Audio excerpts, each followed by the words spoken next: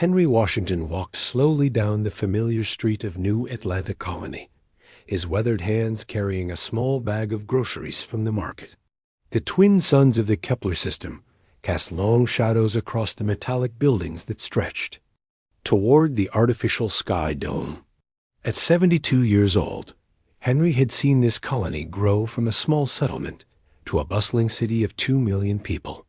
He had helped build the first power generators, the water recycling systems, and the atmospheric processors that made human life possible on this distant world. The old man moved with the careful steps of someone who had spent decades working with heavy machinery in the starship yards. His dark skin showed the marks of a life lived under different suns, first on Earth, then on 3 different colony worlds. His wife Martha had passed 5 years ago, but Henry still made the daily trip to the market, buying just enough food for one person, nodding to the shopkeepers who had known him for 30 years. The afternoon was quiet in the residential district. Most people were at work or school, leaving the streets mostly empty, except for the occasional hover car drifting silently overhead. Henry enjoyed these peaceful walks. They reminded him of his childhood in old Georgia, back when Earth still had problems with pollution and poverty. Things were supposed to be better now, out here among the stars. Most of the time, they were. He was 3 blocks from his small apartment when the police cruiser pulled up beside him. The vehicle was white with blue stripes, standard for the young New Atlanta Colonial Police Department. Henry glanced at it, but kept walking. He had done nothing wrong, and in his experience, it was better to mind your own business when the police were around. The cruiser's doors opened with a soft hiss. 2 officers stepped out, their uniforms crisp and their expressions stern. Henry recognized the type immediately, though he had hoped never to see it again after leaving Earth. The first officer was tall and broad-shouldered, with pale skin and cold blue eyes. His name tag read Morrison. The second was shorter but stockier, with brown hair and a mean smile.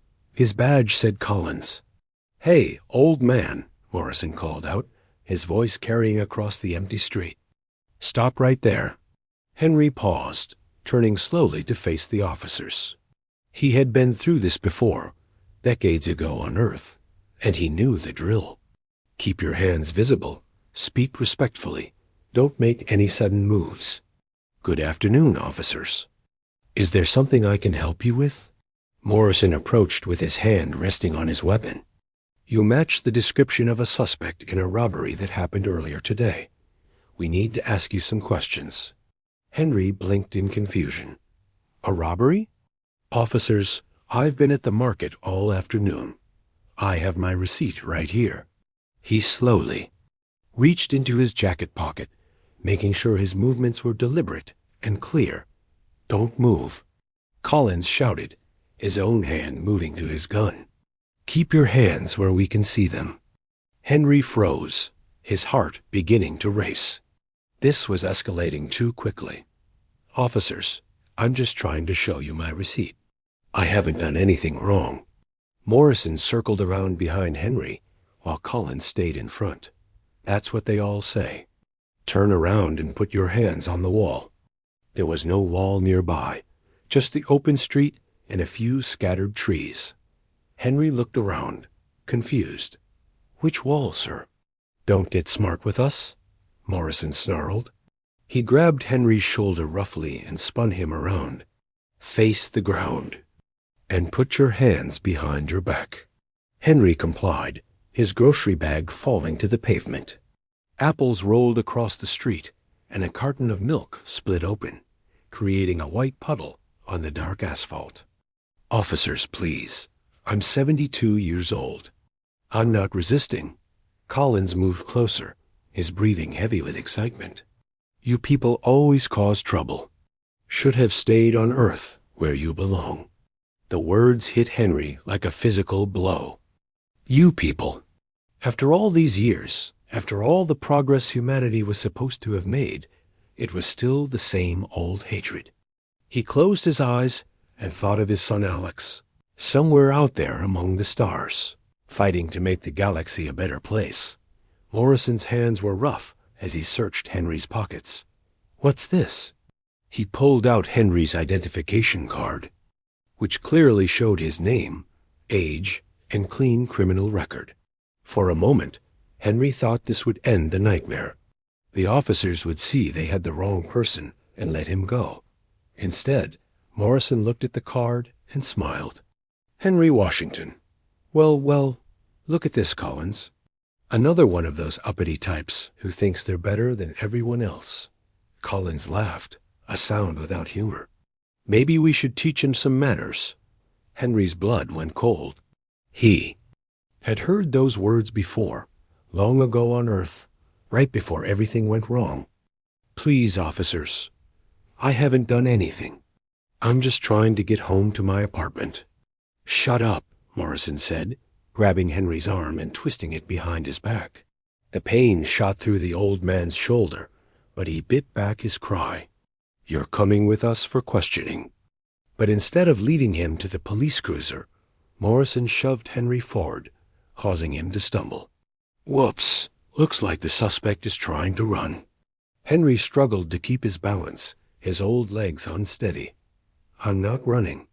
Please, just let me show you my receipt.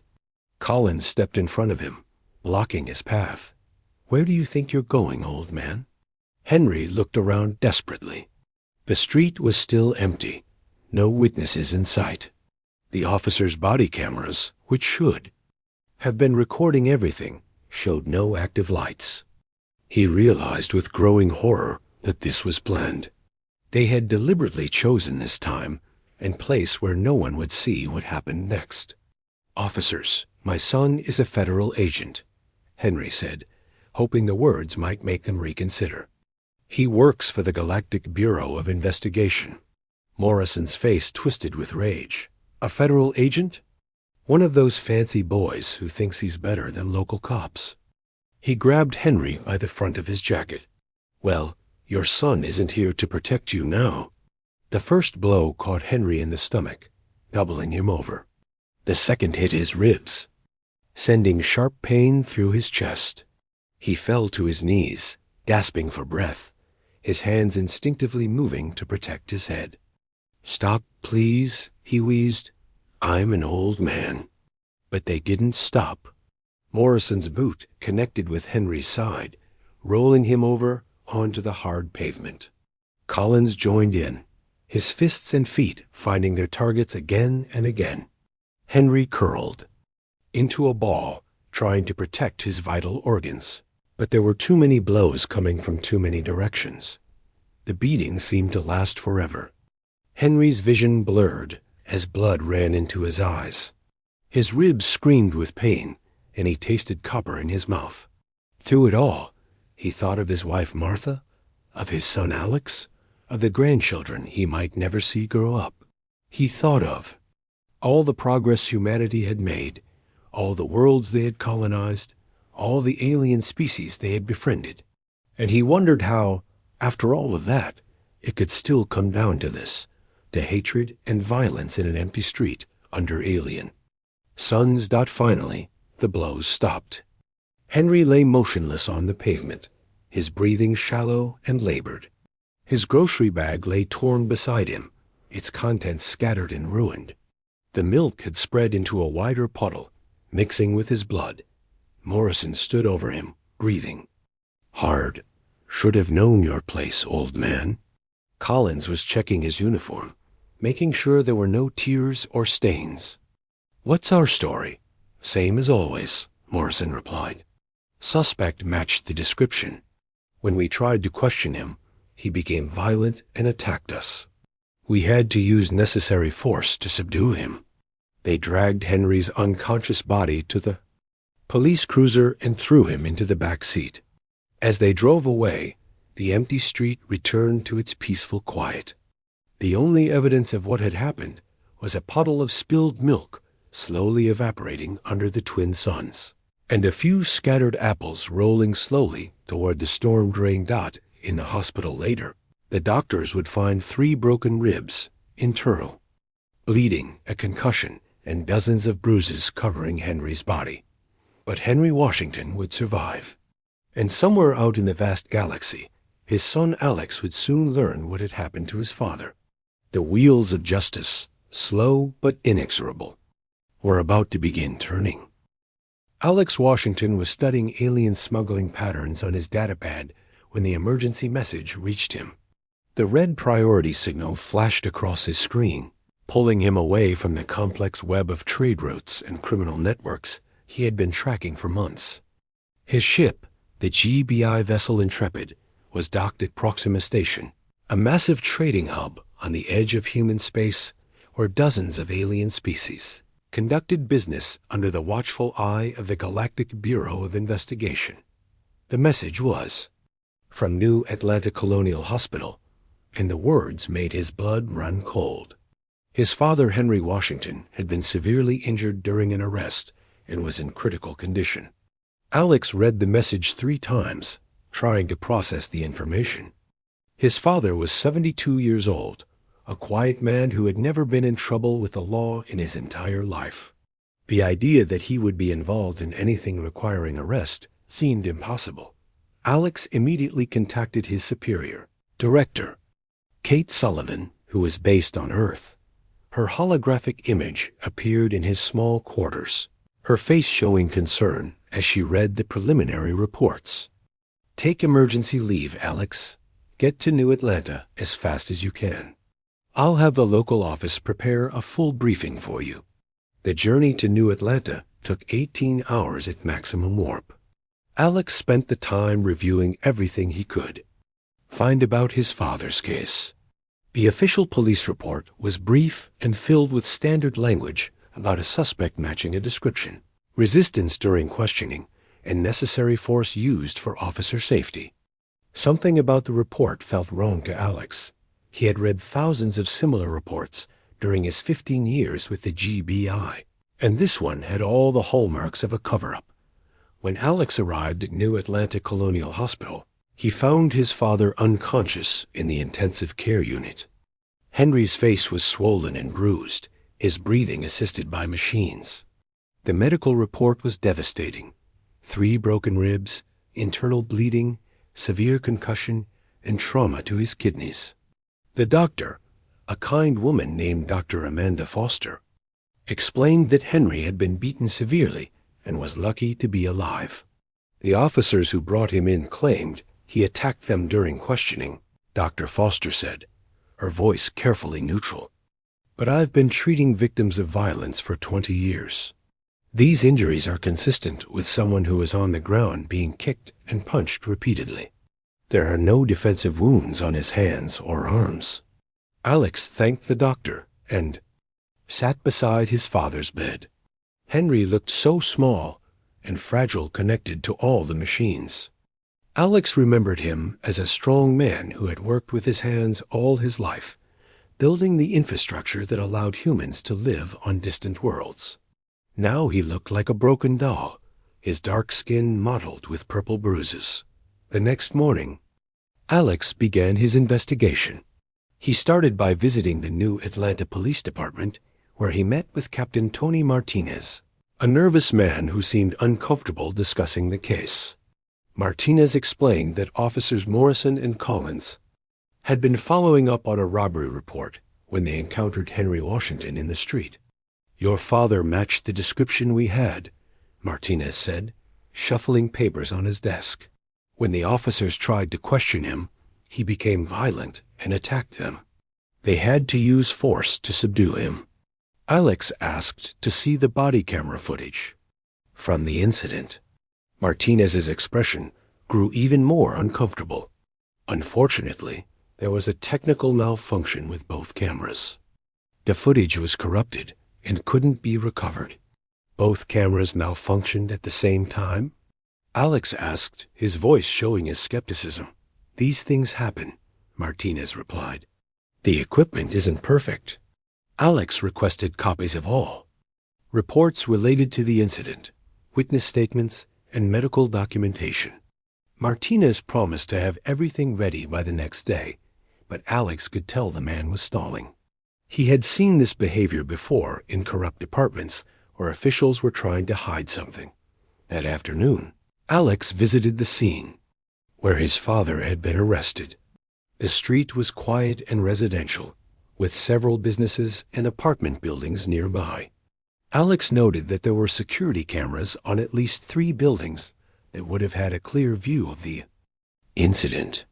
He made note of their locations and decided to investigate further.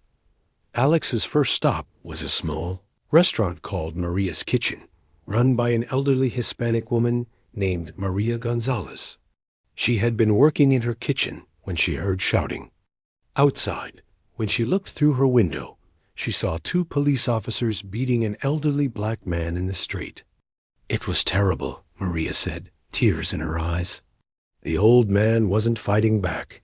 He was just trying to protect himself. I called 911, but when the paramedics arrived, the officers told them the man had attacked them." Alex asked about the security camera visible outside her restaurant. Maria's expression grew frightened. The police came back the next day and took the recording. They said it was evidence in an ongoing investigation. Alex visited 2 more businesses with similar stories. In each case, the owners had witnessed the beating and had been horrified by the violence. In each case, the police had confiscated their security footage and warned them not to discuss the incident with anyone. The pattern was clear to Alex. This wasn't just police brutality. It was a systematic cover-up involving multiple people in positions of authority. Someone was working very hard to make sure the truth about what happened to Henry Washington never came to light. Alex returned to the police station and demanded to speak with Officers Morrison and Collins. Captain Martinez claimed they were both off-duty and unavailable for questioning. Alex showed his federal badge and explained that he was conducting an official GBI investigation, but Martinez insisted that the officers were protected by union rules and couldn't be interviewed without their lawyer present. That evening, Alex used his federal access codes to dig deeper into the case. He discovered that the robbery Henry was supposedly suspected of had actually occurred on the other side of the city, and the suspect description was completely different from his father's appearance. The real suspect was a young white man in his 20s, not an elderly black man in his 70s. Alex also found that Officers Morrison and Collins had been involved in several other incidents over the past 2 years. There had been complaints of excessive force, racial profiling, and intimidation tactics. In each case, the complaints had been dismissed or the complainants had withdrawn their statements. The more Alex investigated, the more disturbed he became. He found evidence that witness statements had been altered, medical reports had been changed, and physical evidence had been destroyed. The corruption seemed to go beyond just 2 bad officers. It involved supervisors, administrators, and possibly even judges who were supposed to oversee the system. Alex spent the night in his hotel room, reviewing everything he had learned. His father was fighting for his life in a hospital bed, the victims of a system that was supposed to protect all citizens equally. The officers who had beaten him were walking free, protected by lies and cover-ups. The witnesses who had seen the truth were too frightened to speak. But Alex Washington was not just any citizen. He was a federal agent with the authority to investigate crimes across human space. He had the resources of the GBI behind him, and he had seen enough corruption in his career to know how to fight it. More importantly, he had the motivation that came from seeing his father broken and bruised in a hospital bed. Alex opened his secure communication system and sent a message to Director Sullivan North. He requested a full federal investigation into the new Atlanta Police Department, with particular focus on Officers Morrison and Collins. He also requested backup from the GBI's Internal Affairs Division and access to federal forensics experts. The local authorities had made a serious mistake when they chose to target Henry Washington. They had assumed he was just another elderly black man who could be brutalized with impunity. They had not counted on his son being a federal agent with the skills and authority to fight back. Alex looked out his hotel window at the lights of New Atlanta stretching toward the horizon. Somewhere out there, Morrison and Collins were probably celebrating, thinking they had gotten away with their crime. They had no idea that their actions had set in motion a chain of events that would expose not just their own corruption, but the entire rotten system they were part of. The fight for justice was about to begin, and Alex Washington was ready for war. The GBI reinforcements arrived on New Atlanta 3 days after Alex's request. Director Kate Sullivan came personally, along with 2 forensic specialists and a team of federal investigators. They set up a temporary command center in a secure government building away from the corrupt local police department. Alex briefed them on everything he had discovered, and Sullivan's face grew darker with each revelation.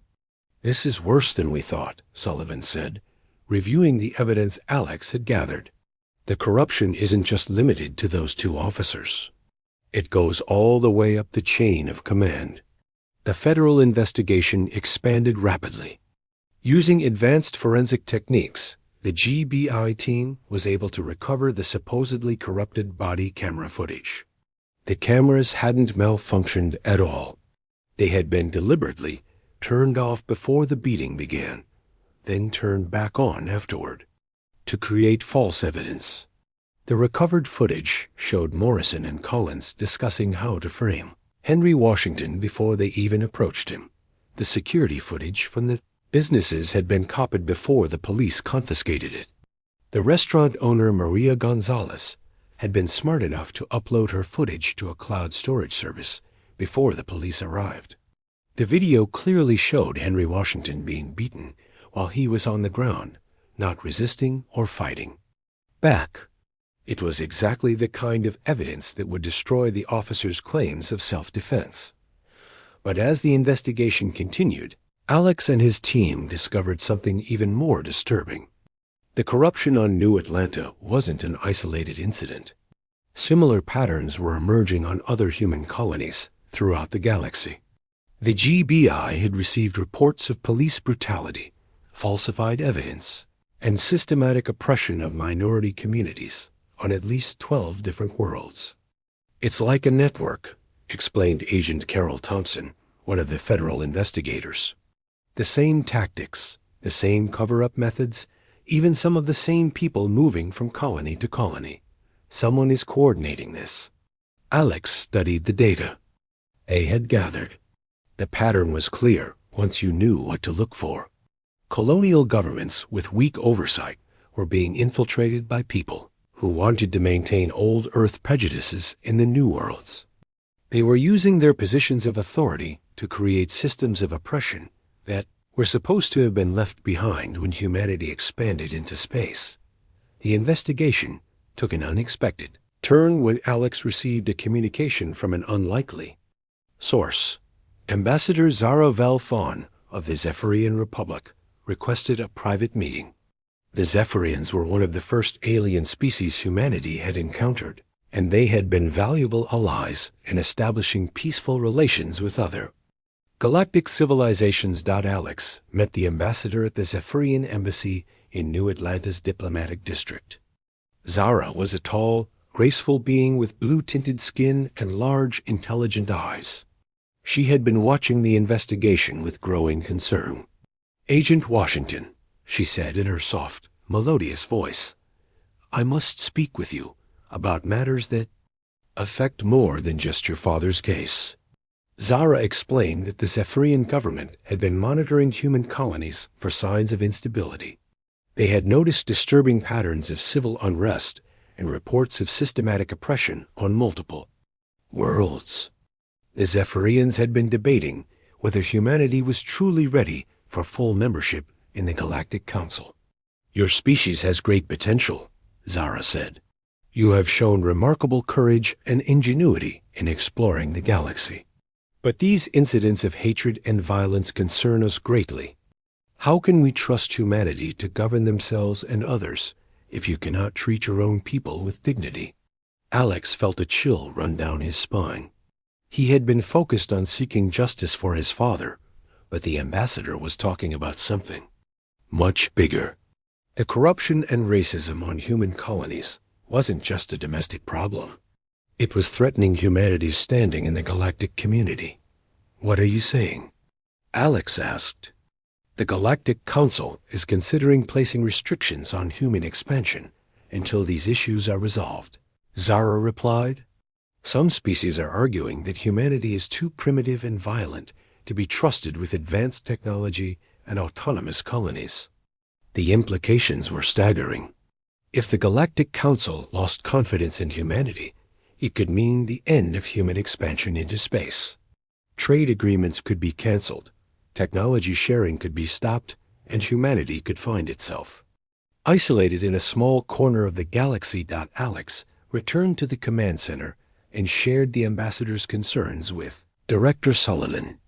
The federal investigation immediately took on new urgency. This wasn't just about one elderly man being beaten by corrupt police officers. It was about the future of human civilization in the galaxy. The team worked around the clock to map the full extent of the corruption network. They discovered that it was being coordinated by a group of former Earth government officials who had been forced out of power when the old nations were replaced by the unified Earth government. These individuals had moved to the colonies where they could operate with less oversight, and they had been systematically recreating the oppressive systems they had lost on Earth. "They're trying to turn the colonies into their own private kingdoms," Sullivan explained to Alex. "They use racism and fear to maintain control, just like the old dictatorships on Earth." The investigation revealed that the corruption network had been stealing resources meant for minority communities, falsifying crime statistics to justify increased police presence, and using violence and intimidation to suppress any opposition. They had been operating for nearly a decade, growing stronger and more organized with each passing year. Alex thought about his father lying in the hospital bed, fighting for his life, because he had been in the wrong place at the wrong time with the wrong color skin. But now he understood that Henry Washington hadn't been a random victim. He had been targeted because he represented something the corrupt network feared: a successful, respected black man who had built a life of dignity and honor in the colonies. Aliens had been watching all of this, evaluating humanity's worthiness to join the galactic community. The Zephyrians weren't the only ones concerned. Alex learned that the Altarian Trade Federation had been discussing whether to continue their commercial relationships with human colonies, and the peaceful Andromedan Collective had been questioning whether humanity could be trusted with the advanced technologies they had shared. "We're at a crossroads," Sullivan told Alex. "What we do here, how we handle this corruption, it's going to determine humanity's future in the galaxy." Alex knew she was right. The beating of his father had opened a door that revealed the rot festering beneath the surface of human colonial society. But it had also created an opportunity. If they could expose the corruption network and bring its leaders to justice, it would send a message to both humans and aliens that humanity was committed to justice and equality. The investigation expanded to include colonies throughout human space. Federal agents were dispatched to gather evidence and interview witnesses. The scope of the corruption was overwhelming, but so was the determination of the people fighting against it. Alex visited his father in the hospital every day. Henry was slowly recovering, though the doctors said he would never fully regain his strength. But his mind was sharp, and he understood the significance of what his son was doing. "I always knew you would make a difference," Henry told Alex during one of their conversations. "I just never imagined would be because of something that happened to me." "You're not just a victim, Dad," Alex replied. "You're a symbol. You represent everything good about humanity, everything we're fighting to protect." The preliminary hearings for Officers Morrison and Collins were scheduled to begin in 2 weeks. But Alex knew that the real trial wasn't just about two corrupt cops. It was about the future of humanity in the galaxy and whether they could prove themselves worthy of the trust that other species had placed in them. The eyes of the galaxy were watching New Atlanta, waiting to see if humanity would choose justice or continue to allow hatred and corruption to poison their society. Alex Washington was determined to make sure they chose correctly. The New Atlanta Colonial Courthouse was surrounded by protesters on the morning of the preliminary hearing. Two distinct groups had formed on opposite sides of the building's wide steps. On one side, supporters of Officers Morrison and Collins held signs reading, "Support our police," and "Law and Order." On the other side, members of the black community and their allies demanded justice for Henry Washington, with signs saying, "End police brutality," and "Justice for Henry." The media had been covering the story for weeks, but most of the local news stations had been portraying the incident in favor of the officers. The colonial government had significant influence over the press, and the official narrative was that Henry Washington had been a dangerous criminal who had attacked two brave police officers. Only a few independent journalists were asking hard questions about the lack of evidence supporting the officers' claims. Judge Lisa Carter arrived at the courthouse early, her black robes flowing behind her as she walked through the building's marble corridors. She had been on the bench for 8 years, and she had built her career by maintaining good relationships with the colonial government and the police department. She owned stock in several companies that had contracts with the colony, and her husband worked for the mayor's office. She had no intention of letting this case disrupt the comfortable arrangements that had made her wealthy. Officers Morrison and Collins entered the courthouse through a side entrance, avoiding the protesters and cameras. They wore their dress, uniforms, their badges polished, and their expressions confident. Their union representative, a lawyer named Frank Weber, had assured them that the case would be dismissed quickly. The evidence had been contained, the witnesses had been intimidated, and the judge was sympathetic to law enforcement. Morrison felt good about their chances. He had been through similar situations before, and he knew how the system worked. Police officers were given the benefit of the doubt, especially when they claimed they had been attacked by a suspect. The fact that Henry Washington was black and elderly would actually work in their favor, since it would be easier to portray him as a dangerous criminal who had fooled people with his harmless appearance.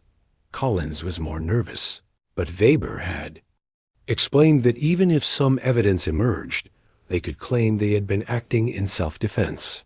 The union would protect them, and they would be back on the streets within a few months.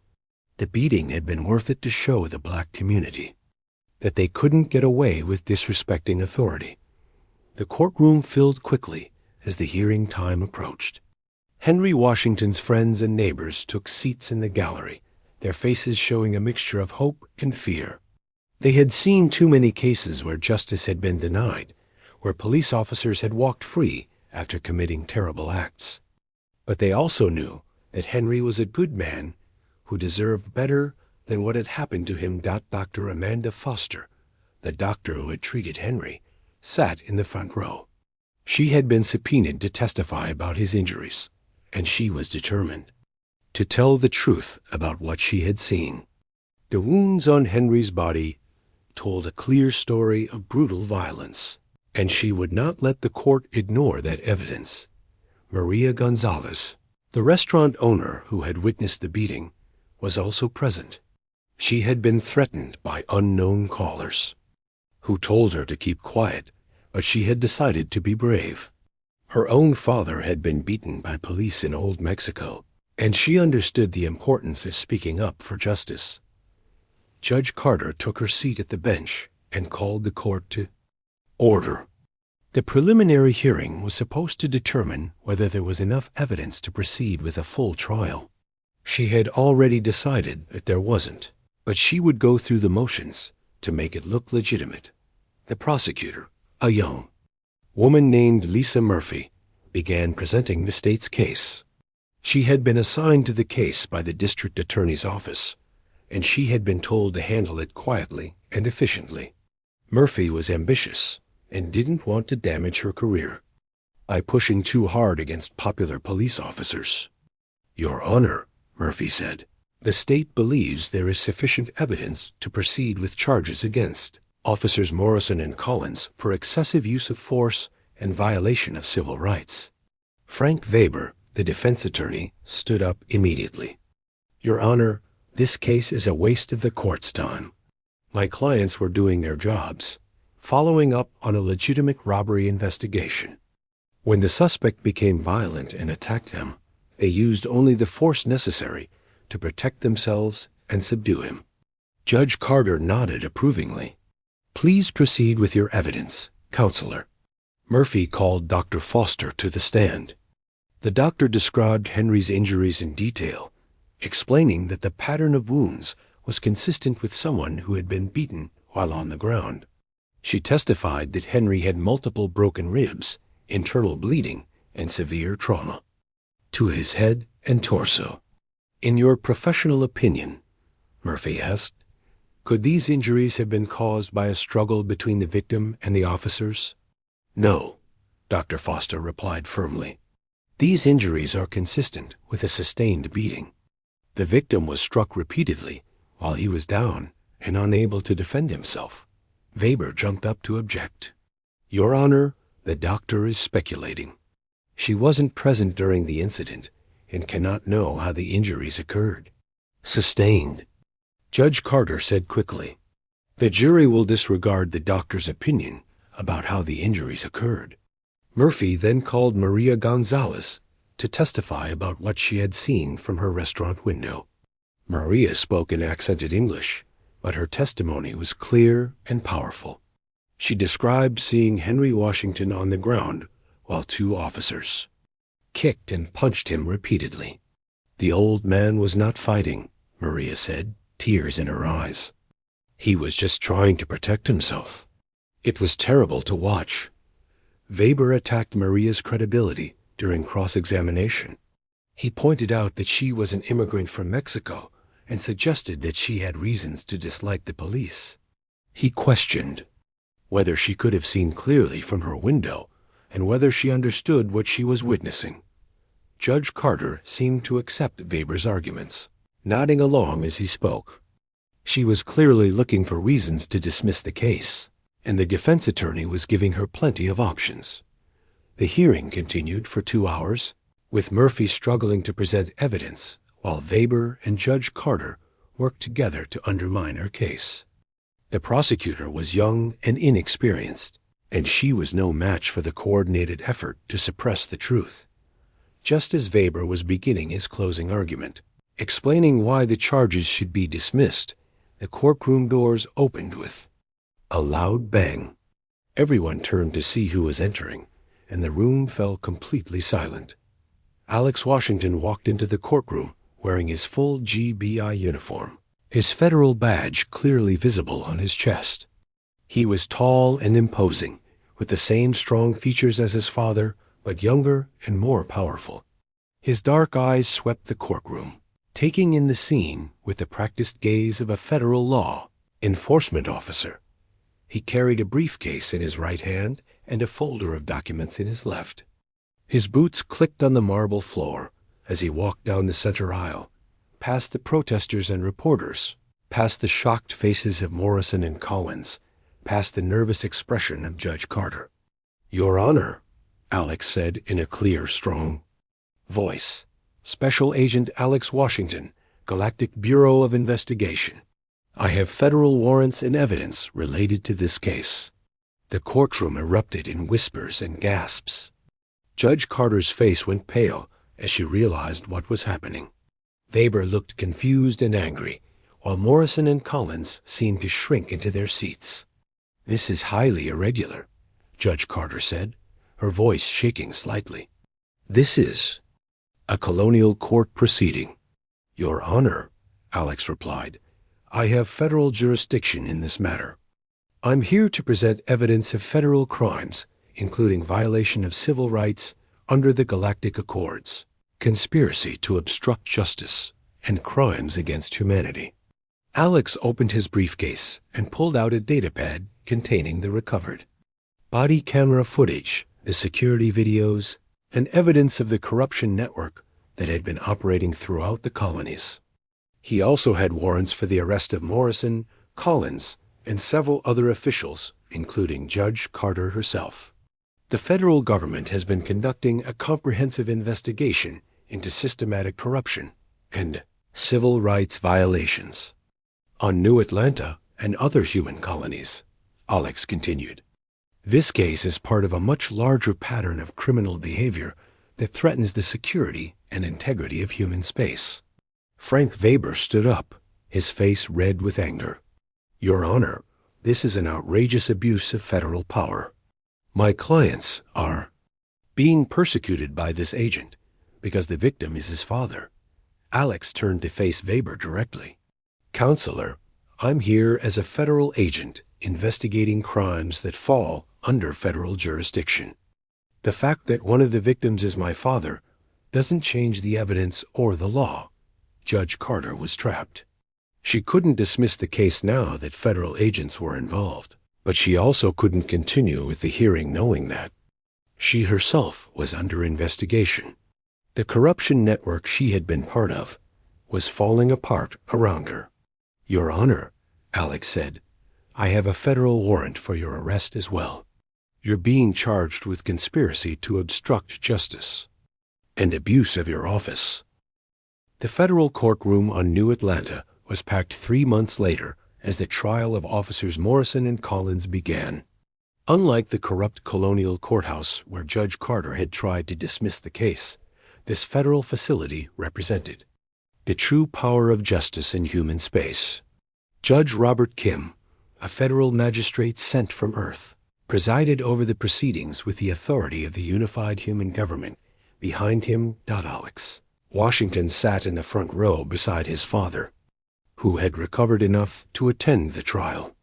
Henry still moved slowly and tired easily, but his mind was sharp and his spirit was strong. The brutal beating had aged him, but it had also made him a symbol of resistance against the corruption that had poisoned the colonies. The evidence against Morrison and Collins was overwhelming. The recovered body camera footage showed them discussing how to frame Henry Washington before they even approached him. The security videos from the businesses clearly showed the unprovoked attack on an elderly man who was simply trying to get home. The medical evidence proved that Henry had been beaten while on the ground, unable to defend himself, but the case had grown far beyond 2 corrupt police officers. The federal investigation had exposed a network of corruption that spanned 12 different colonies and involved hundreds of officials. Former Earth government leaders who had been forced out of power were coordinating efforts to recreate oppressive systems in the new worlds. They used racism and fear to maintain control, just like the old dictatorships that humanity had supposedly left behind. Morrison and Collins were the first to be tried, but they would not be the last. Federal agents had arrested 37 people in the past 2 months, including judges, mayors, police chiefs, and business leaders. The corruption network that had seemed so powerful was crumbling as more evidence emerged and more victims came forward to tell their stories. The trial lasted 2 weeks. Prosecutor Sarah Williams presented the evidence methodically, showing how the officers had deliberately targeted Henry Washington because of his race, and then systematically covered up their crime. The recovered footage was devastating, showing Morrison and Collins laughing as they discussed how to frame an innocent old man. Maria Gonzalez testified about what she had seen from her restaurant window. Her voice was steady and clear as she described the brutal beating. Other witnesses came forward as well, people who had been too frightened to speak before, but who now felt safe under federal protection. Dr. Amanda Foster explained Henry's injuries in detail, showing photographs that made several jurors gasp in horror. The pattern of wounds told a clear story of sustained violence against someone who was defenseless. She testified that Henry was lucky to be alive, and that his injuries would affect him for the rest of his life. The defense attorney tried to argue that Morrison and Collins had been following their training and responding to a perceived threat. But the evidence made it impossible to claim self-defense. The body camera footage showed Henry Washington being polite and cooperative before the attack began. The security videos showed him being beaten while he was on the ground. Alex Washington testified about his investigation and the corruption network they had discovered. He explained how the beating of his father had led to the exposure of systematic oppression throughout human space. His testimony was calm and professional, but everyone in the courtroom could see the anger in his eyes when he described what had been done to Henry. This wasn't just police brutality, Alex said. This was part of a coordinated effort to deny basic human rights to minority communities throughout the colonies. My father was targeted because he represented something these people feared, a successful black man who had built a life of dignity and respect. The jury deliberated for only 4 hours before returning their verdict. Morrison and Collins were found guilty on all charges: assault with intent to cause serious bodily harm, violation of civil rights under the Galactic Accords, conspiracy to obstruct justice, and crimes against humanity. They were sentenced to life imprisonment on a federal penal colony, with no possibility of parole. But the real victory came in the weeks that followed. The federal investigation had exposed the corruption network completely, and governments throughout human space were implementing reforms to prevent similar abuses. New oversight systems were put in place. Body cameras became mandatory for all police officers, and federal monitors were assigned to colonies with histories of civil rights violations. Ambassador Sarah Valfon of the Zephyrian Republic watched the proceedings with great interest. The way humanity had responded to the crisis impressed her and her government. Instead of covering up the corruption or accepting it as inevitable, humans had fought for justice and implemented systemic changes to prevent future abuses. Your species has shown remarkable courage, Zara told Alex during a private meeting after the trial. You faced your own failures honestly and worked to correct them.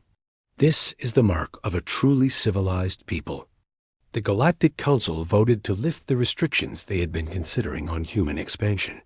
The other alien species had seen humanity at its worst, but they had also seen humanity at its best.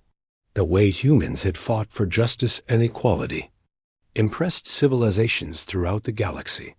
Henry Washington became an unexpected hero in the fight for civil rights. His quiet dignity during the trial and his refusal to seek revenge against his attackers showed the best of human character.